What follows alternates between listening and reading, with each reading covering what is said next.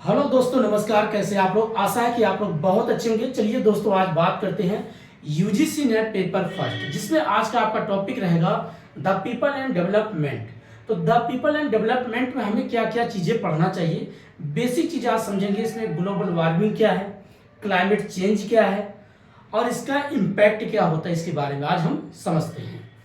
पहले दोस्तों, समझने से पहले एक बनाएंगे मैप। मैप किसका? अर्थात पूरा एक बनेगा मैप जो रहेगा अर्थ का। एक प्यारा सा बनाते जिसपे हम लोग रहते हैं। ये अपना अर्थ हो गया। अर्थ का पूरा मैपिंग अगर देखा जाए दोस्तों तो इस तरीके से होता है। ये आपको उत्तरी अमेरिका और ये आपका रहता है साउथ अमेरिका, ऐसे होता है। प्लस यहाँ पर आपका एक ऐसे बेल्ट बनता है जिसको बोलते हैं अफ्रीकन बेल्ट, इस प्रकार से ऐसे रहता है। और यहाँ से एक निकलता है रेड सी और प्लस ये आपका, और यहाँ पर आपका ग्रीनलैंड और ये हो गया आपका आइसलैंड, ऐसे पृथ्वी रहता है। प्लस उसके बाद यहाँ सागर होते हैं, अलग देखते होंगे, जल से इसे भरा होता है। तो पहले हम समझेंगे अर्थ के बारे में। अर्थ के बारे में जब समझ जाएंगे तो उसमें हम एक एक पॉइंट को देखते हैं। अर्थ पे आप देखिएगा, इसको अगर बांटो तो दो भागों में हम पढ़ते हैं। एक पृथ्वी के आंतरिक भाग और एक पृथ्वी की बाह्य भाग। तो मानव सबसे ज्यादा अध्ययन किस पे करता है? वो पृथ्वी के बाह्य भाग पे अध्ययन करता है, जिसपे वो रहता है। अब इस पे जिसपे हम रहते हैं, इसमें हमें कई चीजें देखने को मिलता है। पहला पार्ट हम जब पढ़ेंगे इसमें आपका लिथोस्फीयर। क्या पढ़ते हैं? लिथोस्फीयर, अर्थात ये होता आपका स्थल मंडल। दूसरा हम पढ़ते हैं उसके बाद हाइड्रोस्फीयर। हाइड्रोस्फीयर। तीसरा हम पढ़ते हैं उसके बाद एरोस्फीयर। और नेक्स्ट हम पढ़ते हैं बायोस्फीयर। और इसी का अगला पार्ट जब हम सबको जोड़ देते हैं तो हमारा निकल जाता है इन्वायरमेंट।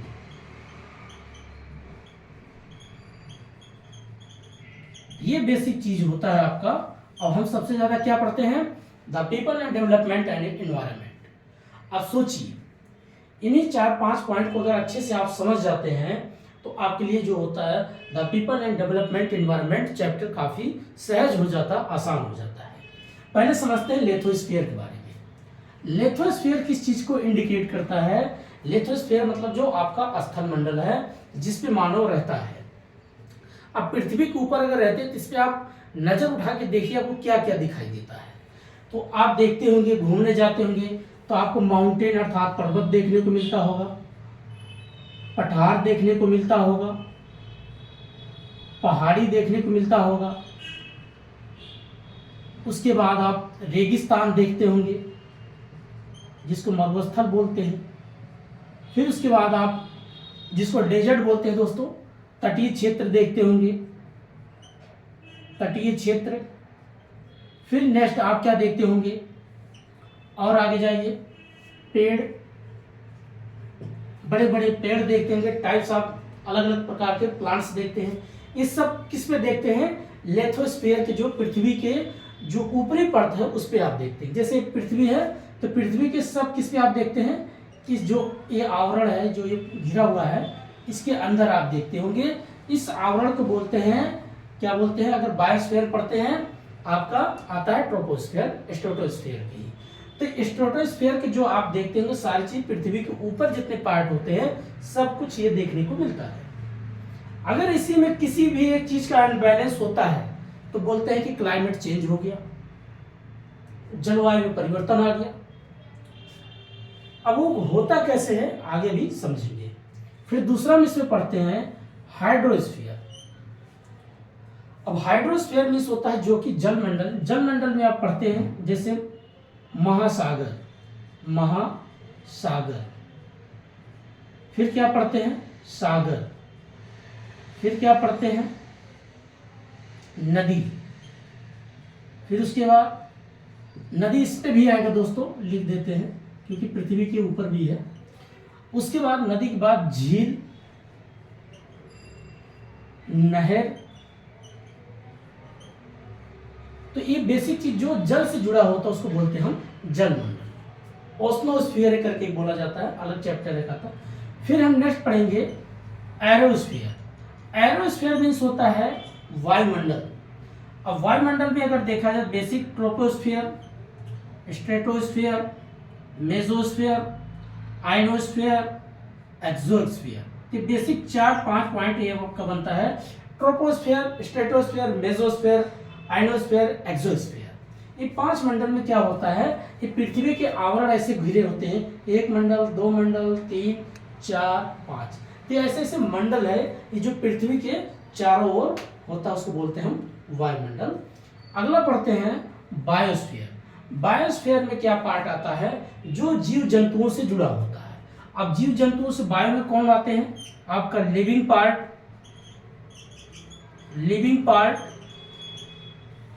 और नॉन लिविंग पार्ट। दोस्तों रटना नहीं, बेसिक चीज को समझना चाहिए, बाकी आप सब समझ जाएंगे। अब देखिए उसके बाद जब इन्वायरमेंट पढ़ते हैं, इसी का पार्ट जब निकल के आता है तो इन्वायरमेंट में सब जुड़े होते हैं। सब जुड़े मतलब आपका लिथोस्फीयर, हाइड्रोस्फीयर, एरोस्फीयर, बायोस्फीयर, सब जुड़ के बनता है आपका इन्वायरमेंट। इन्वायरमेंट मीन्स होता है आपके वातावरण के चारों तरफ से, चाहे लिविंग पार्ट हो या नॉन लिविंग पार्ट हो, सभी से जो घिरा होता आवरण को क्या बोलते हैं, पर्यावरण बोलते हैं। अब हमें पढ़ना क्या है, पर्यावरण के बारे में पढ़ना है, तो हमें पहले बेसिक चीज एक एक चीज समझ लेते हैं। अब सपोज करिए लिथोस्फीयर जो पृथ्वी की ऊपरी परत है जिसपे मानव रहता है, अगर वो पर्वत को काट देता है, अगर वो पर्वत को, ऐसे पर्वत है इस पे मानिए ग्लेशियर है, जमता है, बर्फ जमता है और ये मेल्ट होकर धीरे धीरे सटता बनता है, फिर नदी बनता है, बहते हुए ऐसे ऐसे बहते बहते जल जो बहाव है ये मानव के लिए मैदानी भाग, क्षेत्रीय भाग होते हुए क्या होता है, जीवन के एक रक्षक बनती है, जो जीवन प्रदान करती है, मानव के लिए जल की व्यवस्था करती है। अगर इस पर्वत को आप काट रहे हो, काटते हुए आप रास्ता बनाते हो, कल ये पर्वत टूट के या घिस के छोटा हो जाए तो क्या बर्फ जमेगा, नहीं। दूसरा चीज, अब इस पे बर्फ जो जम रहा था वो जमना बंद हो जाए, कैसे, या जमता जो भी उसमें जम रहा था, धीरे धीरे वो बर्फ पता चला इतना ज्यादा जमा हो, एक ही समय में सब बह गया। तो धीरे धीरे क्यों होता है, इसके पीछे रीजन क्या है, इसके पीछे रीजन क्या है, 2 रीजन है जो आजकल होता है। उसी रीजन को हम बोलते हैं global warming and climate change. हमें क्या पढ़ना है, पहले यहाँ पर लिखते हैं जो रीजन है, जो कारण है, कारण क्या है, ये सब परिवर्तन देखने से। कारण 2 होते हैं, पहला एक होता है ह्यूमन, एक मानवीय एक्टिविटी, एक होता है नेचर के द्वारा नेचुरल एक्टिविटी। अब 2 चीजें ध्यान से रखना है, 2 कारण बनते हैं। ह्यूमन क्या कर रहा है, जिस डाल पे बैठा उसी को काट रहा है, भाई अपने विकास डेवलप करने के लिए पर्वत को काट रहा है। पठार को जो है, पठार ऐसे होते हैं दोस्तों, ऐसे उसके गोलाकार में होता है, इसको काटा जा रहा है, घिसाई किया जा रहा है, ये भी खत्म हो रहा है।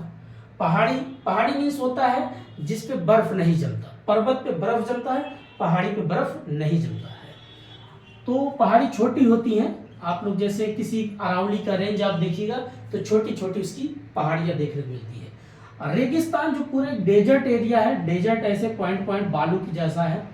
तटीय क्षेत्र होता है, जैसे मान लीजिए प्यारा भारत अपना देश है, हमने ऐसे मैप बनाया, तो जो समुद्र से सटे हुए एरिया होते हैं इसको हम बोलते हैं तटीय क्षेत्र। अब समझते हैं इसमें जो पर्यावरण पे इम्पैक्ट होता है क्या कारण है। तो कारण एक होता है ह्यूमन एक्टिविटी और नेचुरल एक्टिविटी। ह्यूमन ने क्या करा, अपने विकास के लिए, अपनी सुख सुविधाओं के लिए क्या कर रहा है, पेड़ को काट रहा है।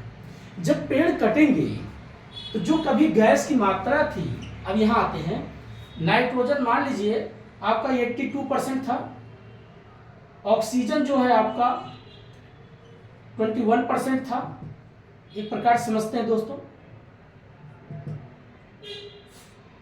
Nitrogen, oxygen, carbon dioxide CO2 आपका मान लीजिए 30%, ऐसे समझते हैं। अगर ये सब इतने रेशियो में थे तो मानव के लिए एक अनुकूल था, पेड़ पौधों के लिए अनुकूल था, जीव जंतुओं के लिए अनुकूल था, इस पर कोई इम्पैक्ट नहीं हुआ। लेकिन मानव एक्टिविटी क्या होने लग गया, अब धीरे धीरे जब पेड़ काट देगा तो पेड़ जब कटेगा तो क्या इम्पैक्ट होगा, ऑक्सीजन लेवल की मात्रा जो 21 था और वो घट के अगर मान लीजिए 18 पर आ जाए तो क्या आपको ऑक्सीजन मिलेगा, आप सफोकेशन होगा, कार्बन डाइऑक्साइड की मात्रा बढ़ेगा, चारों तरफ क्या होगा, वातावरण गर्म होने लग जाएगा। और जब गर्म होगा तो पृथ्वी के आसपास क्या होगी, कार्बन डाइऑक्साइड की मात्रा बढ़ेगी, ऑक्सीजन लेवल की कम होगी। तो इस जो पृथ्वी है इसके चारों तरफ क्या होगा, एक गर्माहट बनती चली जाएगी। और जब गर्माहट बनेगी इसका इम्पैक्ट क्या होगा, जो पृथ्वी पे आपका पर्वत है, पठार है, पहाड़ी है, रेगिस्तान है, इस पे इम्पैक्ट होगा। अब इम्पैक्ट क्या होगा, जो पर्वत पे जो बर्फ जमता था वो ज़्यादातर मेल्ट होने लग जाएगा। जैसे आप सर्वे देखिए, पहले ग्लेशियर आज के 40 साल 50 साल पहले कहते थे कि 2% मेल्ट होता था, आज जो 5% मेल्ट होने लग गया।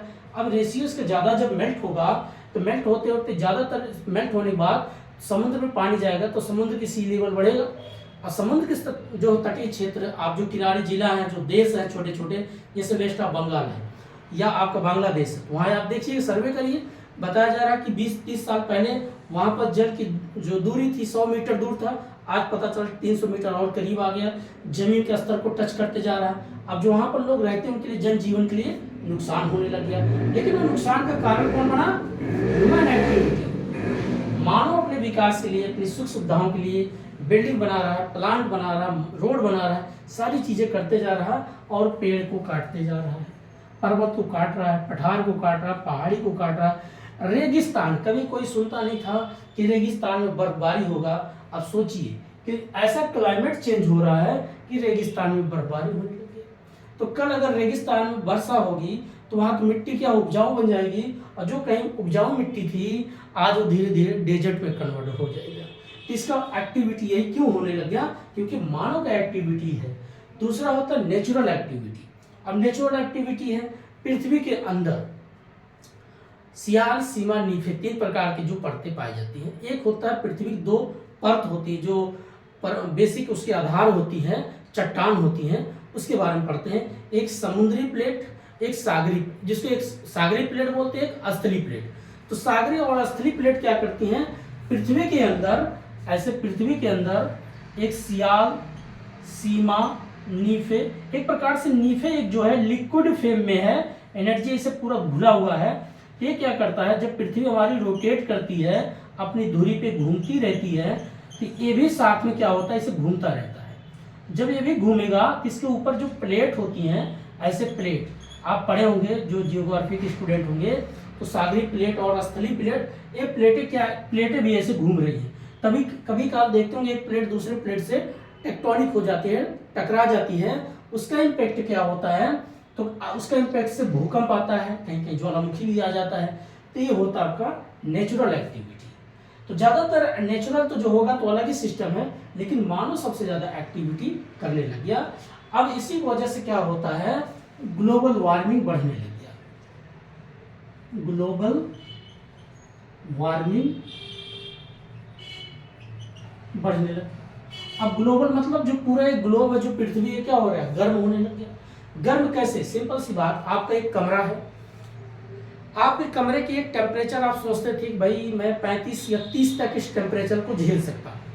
कल आपके कमरे के टेम्परेचर पता चले 40 हो जाए सेंटीग्रेड, आप क्या उस कमरे के टेम्परेचर को आप झेल पाएंगे, नहीं। उसमें आप सर्वाइव 55 हो जाए तो और भी नहीं झेल पाएंगे। ऐसे क्या हुआ, जो पृथ्वी का पहले जो मेंटेन था, जब गैस 82, 21, 30 थी तो एक मेंटेन था, इससे ज़्यादा नहीं होता था ना कम होता था, एक बैलेंसिंग अप्रोच था जो बढ़िया मानव के लिए अच्छा था। लिथोस्फीयर पे कोई इम्पैक्ट नहीं पड़ा, हाइड्रोस्फीयर पे कोई इम्पैक्ट नहीं पड़ा, एरोस्फीयर में कोई, बायोस्फीयर किसी प्रकार में कोई इम्पैक्ट नहीं। लेकिन जैसे ही इस ग्लोबल वार्मिंग में क्या हुआ, मानव के द्वारा एक्टिविटी शुरू हुआ, पेड़ काटना, पर्वत काटना, अब घरों में एसी लगाना, फ्रिज, ये क्या होता है, सीएफसी गैस निकल रही है। और जो यहाँ पर वायुमंडल में गैसेस की लेयर है, ये क्या करती हैं, ये लेयर क्या करती थी, जो सूर्य के प्रकाश से आती थी अल्ट्रावायलेट किरणें, इसको फिल्टर करती थी। जैसे आप चाय बनाते हैं, चाय क्या करती है, जैसे आप चाय बनाते हैं, चाय को छान देती है तो आप चाय पत्ती बाहर हो जाती है और चाय आप बढ़िया उसको स्वाद लेते हैं। ये जो गैस होती थी जिसको अभी हमने बात किया, troposphere, stratosphere, mesosphere, ionosphere, exosphere, ये क्या करती थी इस गैस जो सूर्य से अल्ट्रावायलेट किरणें आती थी उसको फिल्टर करती थी, फिल्टर करके उसको रिफ्लेक्ट कर देती थी। लेकिन आज क्या हुआ, इस पृथ्वी के जो आपका ट्रोपोस्फेयर पर जो गैस पाई जाती थी, ऑक्सीजन, नाइट्रोजन, कार्बन डाइऑक्साइड, जब उनका एक बैलेंसिंग अप्रोच में था तो इम्पैक्ट नहीं हुआ, पृथ्वी गर्म नहीं होती थी। लेकिन जैसे जैसे मानव ने एक्टिविटी शुरू किया तो पता चला जो ये लेयर था, जो ये लेयर आपको ओजोन लेयर सुने होंगे, ओजोन लेयर का सबसे ज्यादा टूटने क्या कारण है, सीएफसी गैस, कार्बन फ्लोरो कार्बन करके बोलते हैं, क्लोरोफ्लोरोकार्बन, क्लोरोफ्लोरो सीएफसी उसका नाम होता दोस्तों। ये गैस में क्या हुआ, धीरे धीरे इसकी लेयर टूट गई। सिंपल सी बात है, आपके पास छन्नी है जिससे आप चाय छानते हैं, अगर छन्नी का बेसिक उसका जो जाली टूट जाएगा तो चाय पत्ती से बाहर आ जाएगा। वही क्या हुआ, ये टूटने लग गया।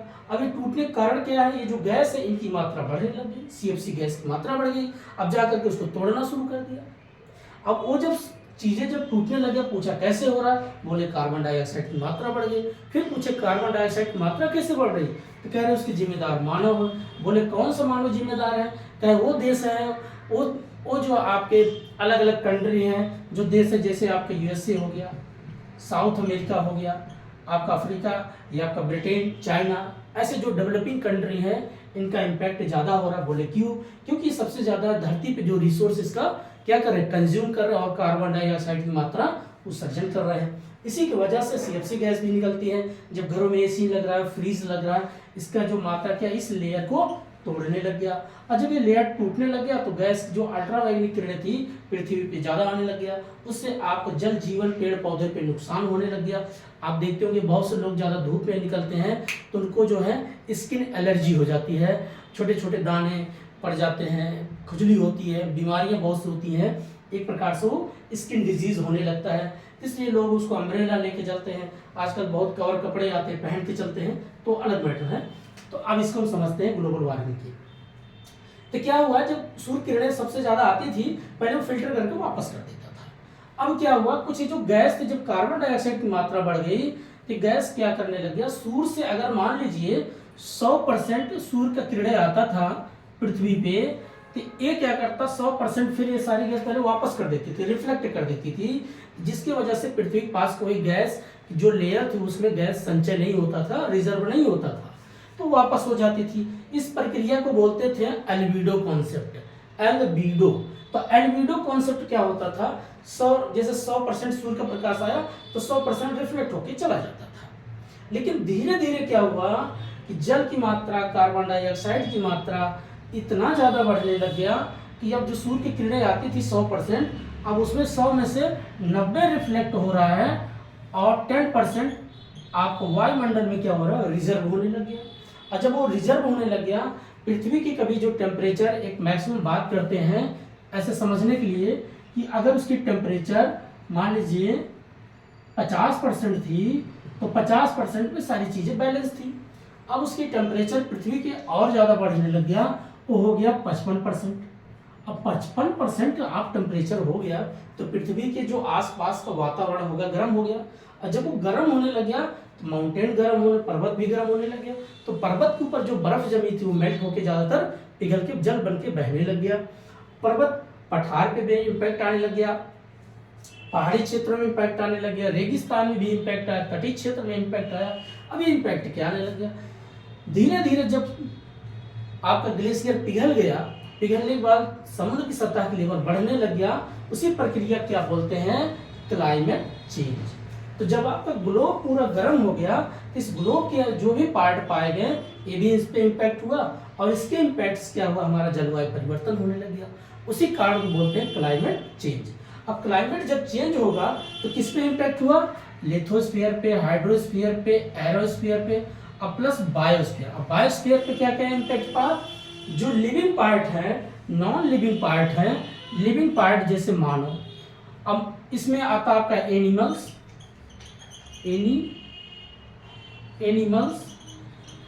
एंड प्लांट्स, अर्थात पौधे, ये दोनों चीजें हैं living part. Non living part आपका माउंटेन, हिल, ये सारी चीजें आ जाती हैं नॉन।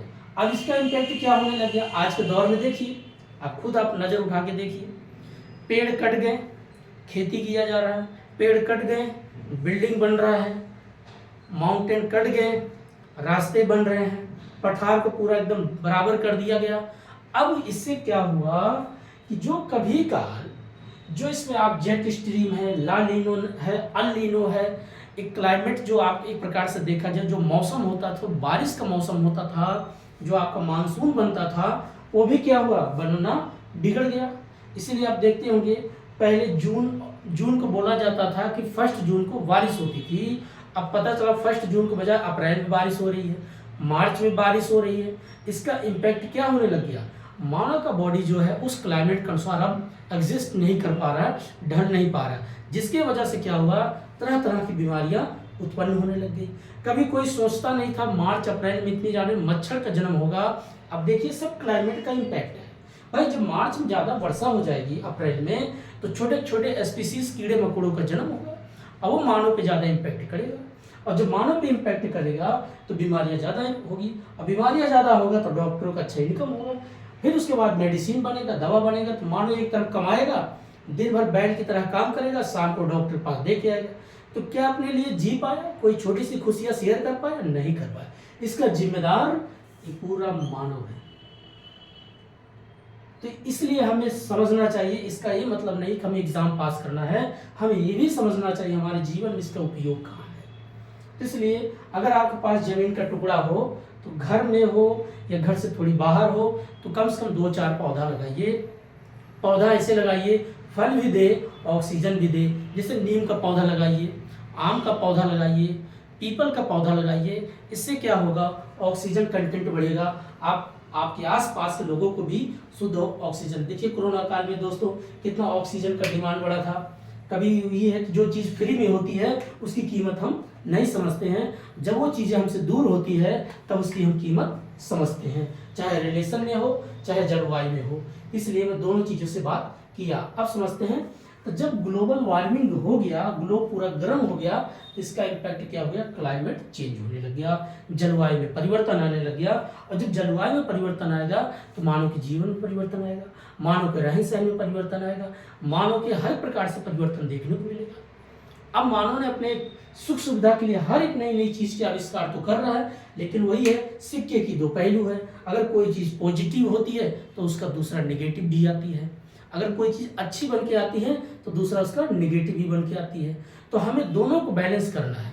ठीक है, हमने कोई चीज़ का आविष्कार किया तो उससे पहले नेगेटिव भी चीज़ को एक उपाय सोचो उसको बैलेंस करने का। इसलिए टॉपिक में लिखा है कि the people development and environment. अगर मानव का विकास किया जा रहा है तो पर्यावरण को भी ध्यान में रखना चाहिए। अब उसी चीज़ को रखने के लिए आप देखते होंगे G20 सम्मेलन होता है, क्योटो प्रोटोकॉल होता है, तरह तरह की 1972, 1982, 1977, 1992 हर एक प्रकार से क्या हो रहा है, पूरी एक नई नई संस्थाएं, नए नए टाइम रखा जाता है कि ये ब्रिक्स सम्मेलन करेंगे या G20 सम्मेलन करेंगे, क्योटो प्रोटोकॉल का करेंगे। ये सारी चीज़ें क्या हो रहा है, इसी सारी चीज़ के लिए अब जब मानव जब डूबने लग गया, अब बैठ के सब लोग को बोले भैया एक समझौता करते हैं, यहाँ पर आओ बैठते हैं, सब लोग राउंड टेबल करेंगे। राउंड टेबल मतलब इस टेबल के चारों ओर बैठेंगे, आमने सामने होकर के बैठक करेंगे और सब लोग मिलके कहेंगे कि कार्बन डेटिंग को कम करो। कार्बन डेटिंग मतलब भाई क्लाइमेट चेंज हो रहा है, जिससे हमारे यहाँ बाढ़ आता है, कहीं सूखा आता है, उसके वजह से जीव जंतु बहुत इम्पैक्ट होता है। अब जीव जंतु जब इम्पैक्ट होगा तो आपके क्रॉप्स, आपके फसल पे इम्पैक्ट पड़ेगा, आपके खाद्यान्न क्रियाओं पे इम्पैक्ट पड़ेगा, तो देश क्या होगा, धीरे धीरे डिक्लाइन अवस्था में चला जाएगा। इसीलिए कहते हैं कि सबसे पहले अगर मानव जिस पे बैठा है उसको सुरक्षित करें। नेचर इसीलिए आपको बनाया था, नेचर ने अगर आपको दिमाग दिया, होमोसेपियंस के आप प्रजाति से निकले हुए व्यक्ति हो, तो आप कम से कम इतना आपका दायित्व बनता है कि आप कम से कम सुरक्षा के घेरे में सोचें, बचाव के बारे में सोचें, मानव के हित में सोचिए। अब जैसे एक छोटा सा बात कहता हूँ दोस्तों, बड़ी अच्छी बात, मैंने जो सर्वे किया मुझे मिला है, मेरा रिसर्च खुद का है, नॉर्थ इंडिया और साउथ इंडिया में फ़र्क क्या दिखता है। अब जो आपका दक्षिण भारत के जो पीपल लोग हैं और नॉर्थ इंडिया पीपल के लोग हैं, इसमें फ़र्क क्या देखा जाता है। साउथ लोग अपने कल्चर, अपने क्लाइमेट के हिसाब से चलते हैं, बहुत बढ़िया। नॉर्थ इंडिया में सबसे ज़्यादा देखिए तो सबसे ज़्यादा अंग्रेज बन रहे हैं, सबसे ज़्यादा जो गर्मी का दिन है, आजकल जो शादियां होती हैं, आपको पता है कि यहाँ 40 का टेम्परेचर, उसको ऊपर से कोट पैंट शर्ट इतना कस देंगे, वो बेचारा सांस नहीं ले पाता। क्या जरूरी है ऐसे फैशन करना? दूसरी चीज क्या है, प्लास्टिक चीजों कितना ज्यादा प्रयोग करते हैं शादी विवाह में। जो पानी पिया जाता है वो क्या होता है, खेत में खलिहान में जाता है, फिर वो मिट्टी के अंदर जाता है, ऑक्सीजन लेवल को क्या करता है, नुकसान करता है। आप सोचिए मैं क्या कहना चाहता था, साउथ के लोग जितना प्रयोग करते हो एक प्रकार से नेचुरल चीज़ों में होते हैं, और नॉर्थ इंडिया के लोग अननेचुरल चीज़ों में ज़्यादा प्रयोग करते हैं। और दूसरी चीज़ है, नॉर्थ इंडिया में आप चले जाइए कहीं पर, पान खा के वहाँ थूक मारेंगे, यहाँ थूक मारेंगे। उनको ऐसा लगता है कि कोई देख नहीं रहा, जहाँ पाएंगे वहीं अपना काम करके निकल लेंगे। इससे सबसे ज़्यादा इम्पैक्ट होता है दोस्तों स्वच्छ भारत अभियान जो हमारे देश के प्रधानमंत्री ने चलाया। इसका ये मतलब नहीं था कि स्वच्छ भारत सिर्फ देश का ही, अपने घर का करो, घर से कम से आप देखते होंगे लोग घर से कूड़ा निकाल कर पड़ोसी घर के बगल कर देते हैं। ये होता है नॉर्थ इंडिया में। तो इस अपना थोड़ा सा मैं अपने खुद का विचार में देखता हूँ जहाँ मैं रहता हूँ, तो कुछ लोगों का ऐसा है, कुछ लोग, सब नहीं है, कुछ लोगों की वजह से ही और कुछ की वजह से ही पूरा इम्पैक्ट ही पड़ता है। जो लोग कहते हैं एक की वजह से कुछ नहीं होता, एक के ही वजह से पूरी दुनिया झेलती है, तो हमें उसको भी सुधारने का प्रयास करना चाहिए। तो अगर आप पर्यावरण सब्जेक्ट पढ़े होंगे, लाइफ में कुछ सीखे होंगे, तो आप अपने पास गंदगी को साफ सुथरा रखें, हटाएं वहाँ से। और कम से कम अगर लोग जागरूक ना कर सकें तो इतना जरूर टोकिए, भाई आप ऐसा क्यों गंदगी करते हैं, क्यों यहाँ कूड़ा फेंकते हैं, ये चीज़ों को ध्यान रखिए। उसकी वजह से भी उसकी वजह से एक नहीं सब पे इम्पैक्ट पड़ता है। तो ये मत सोचिए एक की वजह से कोई इम्पैक्ट नहीं, सब पे इम्पैक्ट पड़ता है। छोटा सा मैसेज था, क्योंकि मैं देखता हूँ अपने नॉर्थ इंडिया में सबसे ज़्यादा चलता है, अरे मेरे से क्या लेना देना यार, भाड़ में जाए, अरे लेना नहीं, लेना देना पड़ेगा, नहीं करोगे तो झेलोगे। अब दूसरी बात करते हैं, इसी वजह से लोग आज डिप्रेशन का शिकार है, 4 पैसा कमाने लग गए, अरे उसको मुझे क्या ज़रूरत है। ज़रूरत सबको दोस्तों, ऐसा ना सोचिए, क्योंकि इसी धरती पे हैं तो धरती कैसे ज़रूरत है ये भी पॉइंट बताते हैं। आपने पढ़ा होगा खाद्य श्रृंखला, जो श्रृंखला एक जाल है कि एक वस्तु दूसरे वस्तु के लिए उपभोग बनती है, एक वस्तु दूसरे के लिए सहारा बनती है। इसलिए मानव के बीच में सहारा है, और इस प्रकार से अपना किसी जाति, धर्म, मजहब, क्षेत्रवाद, भाषा से ना बटे, एकता की भावना लाए, इस पूरी पृथ्वी को बचाए। यही सबसे बड़ा क्या होगा, आपका योगदान होगा। तो दोस्तों आज एक छोटा सा वीडियो था, मैंने समझाया, और बाकी दूसरा बात हम करेंगे इन्वायरमेंट पे। इन्वायरमेंट वही living part, non living part के बारे में पढ़ेंगे। अब आगे जाके इसमें क्या पढ़ेंगे, पारिस्थितिकी तंत्र क्या है। अब उसमें तंत्र के जो पार्ट होंगे अलग अलग, भाई खाद्य श्रृंखला पढ़ो। अब खाद्य श्रृंखला में उसके कौन कौन तंत्र होंगे। एक कीड़ा है, कीड़े हैं तो मेढक खाता है, मेढक को सांप खाता है, सांप को बाज खाता है। एक प्रकार से क्या है, उसका एक खाद्य श्रृंखला को दर्शाएगा। एक तंत्र दूसरे तंत्र से जुड़ा हुआ है। इकोटोन क्या है, क्यूटो प्रोटोकॉल क्या है, फिर उसके बाद हॉट स्पॉट रेंज क्या है, वेटलैंड क्या है, ये सारी चीज़ें हम नेक्स्ट वीडियो में पढ़ेंगे। तो आज इतना ही, तब तक के लिए नमस्कार, जय हिंद।